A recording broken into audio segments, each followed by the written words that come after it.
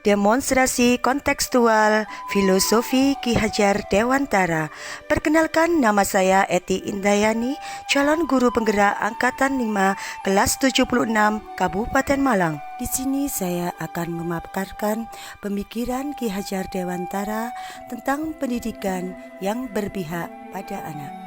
Pendidikan harus berorientasi pada kebutuhan anak, sehingga anak dapat berkembang sesuai dengan minat dan bakatnya. Inilah Bapak Pendidikan kita, Ki Hajar Dewantara. Beliau lahir pada 2 Mei 1889 dengan nama Raden Maswati Suryaningrat. Ki Hajar Dewantara menyampaikan kritik terkait pendidikan di Indonesia yang kala itu hanya boleh dinikmati oleh para keturunan Belanda dan orang kaya saja.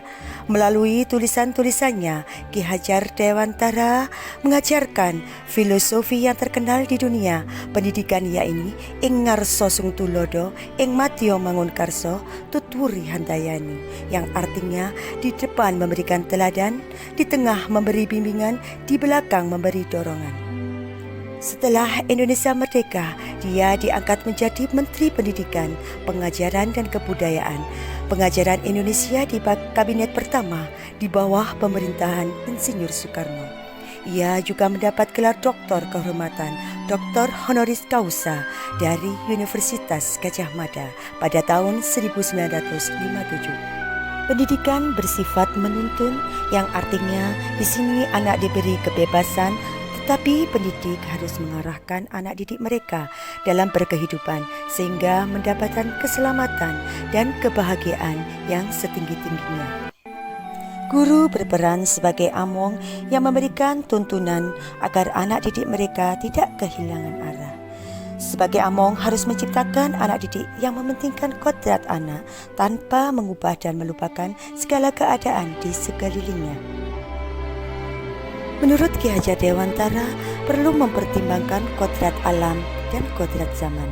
Kodrat alam di mana lingkungan alam tempat anak didik berada, baik dikulturasi budaya, mengenalkan budaya Indonesia kepada anak didik. Sedangkan kodrat zaman perubahan dari waktu ke waktu, kuatkan budaya Indonesia dengan menyaring yang baik dan budaya dari luar negeri.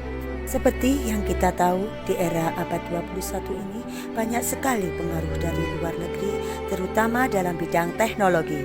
Pengaruh positif pembelajaran jarak jauh bisa dilakukan dengan akses internet yang mudah dan banyak pengetahuan yang diperoleh. Tetapi ada juga pengaruh negatif seperti game online, kecanduan gadget pada anak. Apa yang harus kita lakukan untuk menghadapi perkembangan zaman di era abad 21? Peran kita sebagai pendidik adalah menyaring segala pengaruh luar yang tidak sesuai dengan kebudayaan Indonesia dan nilai-nilai Pancasila, dan perlu bagi kita untuk mengenalkan budaya-budaya Indonesia kepada anak melalui budaya positif. Seperti gotong royong, budaya antri, senyum, sapa, salam, maaf, terima kasih, permisi. Dan ada satu lagi kodrat anak bagi anak usia dini, yaitu kodrat bermain. Bermain seraya belajar dan belajar seraya bermain. Melalui permainan, pendidik dapat menuntun tumbuh kembang anak dengan cara yang menyenangkan. Contoh melalui permainan tradisional seperti bermain engklek, ular tangga, dakon, jebak-jebak suweng, dan lain-lain. Trilogi pendidikan semboyan Ki Hajar Dewantara, ing ngarsa sung tulodo, ing madya mangunkarsa, tutwuri handayani. Ing ngarsa sung tulodo, sebagai pendidik tentu saja kita harus memberi contoh yang baik bagi anak, mulai dari cara berpakaian, tingkah laku, cara berbicara yang sopan dan santun. Ing madya mangunkarsa, di tengah-tengah bersama-sama membangun semangat dengan cara melakukan senam pagi setiap hari, ice breaking sebelum kegiatan belajar.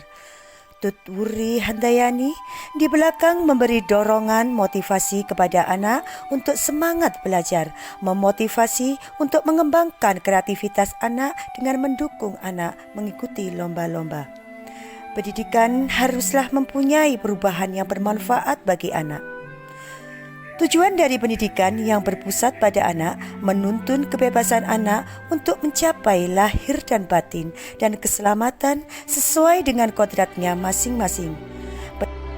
Saat mengimplementasikan pemikiran-pemikiran filosofi Ki Hajar Dewantara tentu saja tidaklah mudah.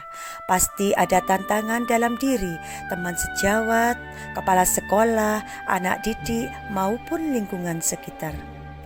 Dan cara untuk menghadapi tantangan tersebut, kita harus tetap semangat dan konsisten untuk mensosialisasikan tentang pemikiran-pemikiran Ki Hajar Dewantara untuk menerapkan pendidikan yang berpusat pada anak.